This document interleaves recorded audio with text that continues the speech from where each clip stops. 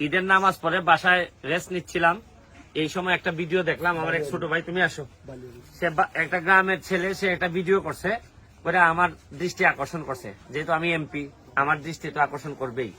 কি কারণে এই ঘরটাকে নিয়ে সে একটা ভিডিও করছে, তা আমি দেখে আমি চলে আসছি।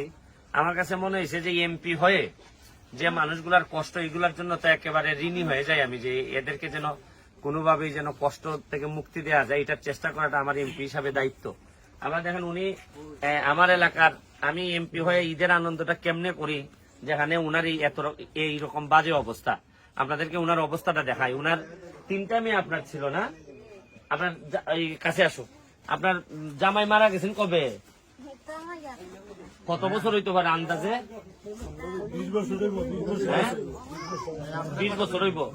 এবার মেয়ে কয়জন আপনি? বিয়া দিলাইছেন নি? আপনি এখানে একলা থাকুন? একলা ফুরি আছে? ইলা আছে নি? তার তারে লুইতা হয় না আপনি? আচ্ছা দেখি আইন আপনার ঘরের অবস্থা দেখি, দেখি এখানে আইন গো, আপনি আইন গো, আপনি। হ্যাঁ হ্যাঁ, এই যে ঘরের অবস্থাটা, এখানে তো বৃষ্টিতে পানি পড়ে না? তা আপনারা তখন কেমনি সময় বৃষ্টির সময় এলে অন্য করে যান গিয়া? আপনারা এই অতদিন দিন সাহায্য টাহ্য কুস্তা পাইছেন না?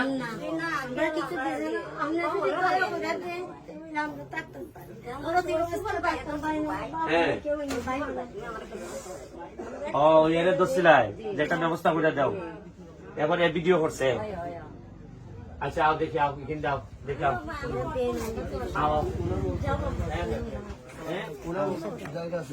আর এটা কার জায়গা? উনি বন্টন হয়ে গেছি গা, বন্টন হওয়াতে মানে এরা যারা আছে, অন্যরা যারা আছে, এরা তাইকে ওই জায়গার মধ্যে, খালি জায়গার মধ্যে জায়গা দিচ্ছে। কোনা না তোমার জায়গা দিছে? টাকা পয়সা লাগি খতকান্দুর, খতকান্দুর।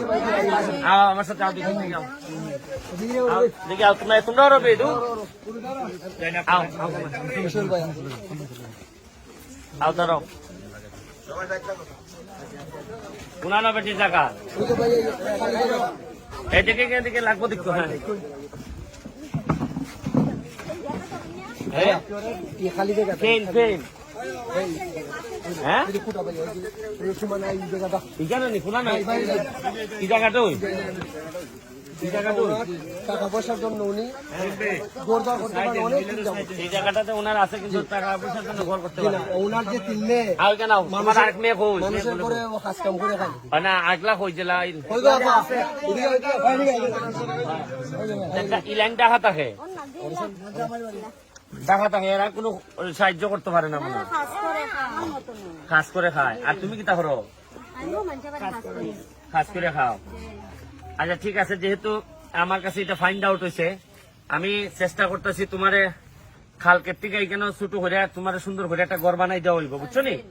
এই এটা তুমি নুরুল আর উনারে লইয়া আমি খালকে তোমারে বরাদ্দ দিমু, দিলে পরে একটা সুন্দর ভাবে শালীন ভাবে যেন থাকতে পারে, এরকম সরকারি ঘর যেভাবে থাকে এরকম একটা ঘর তারা বানাই দিবে। আচ্ছা আমি, তুমি তো তোমার চেয়ে আমার চেয়ে তো তোমার বয়স বেশি, গড় এমন ভাবে দিব, গড় যদি নষ্ট হয়ে যায় আমি তো আর নষ্ট হইতাম না, আমি আবার দোহাইলো বানাই দিব। তুমি দোয়া রইল, থ্যাংক ইউ, থ্যাংক ইউ। আসলে এই প্রতিটা কষ্টেরই একটা, আমার কাছে মনে হয় যে একটা রেসপন্স আছে। হয়তো ওনার কপাল ভালো যে একটা ভিডিও আসছে, আমি তারও ধন্যবাদ জানাই, একটা ভিডিও করে দেখাইছে। এইভাবেই হয়তো কোনো না কোনো ভাবে অনেক মানুষের মানে কাছে চলে যাওয়ার একটা সম্ভাবনা আছে। এইভাবে হয়তো একদিন স্বপ্নের সোনার বাংলা হওয়ার সম্ভাবনা আছে। না ঠিক আছে, এখন ঘরটা হইলে পরে তো অন্তত জায়গাটা তো টাকার জায়গা হইব। আমার একটা রিকোয়েস্ট ভাই, আমার বাইটারে টমটমের থ্যাংক ইউ।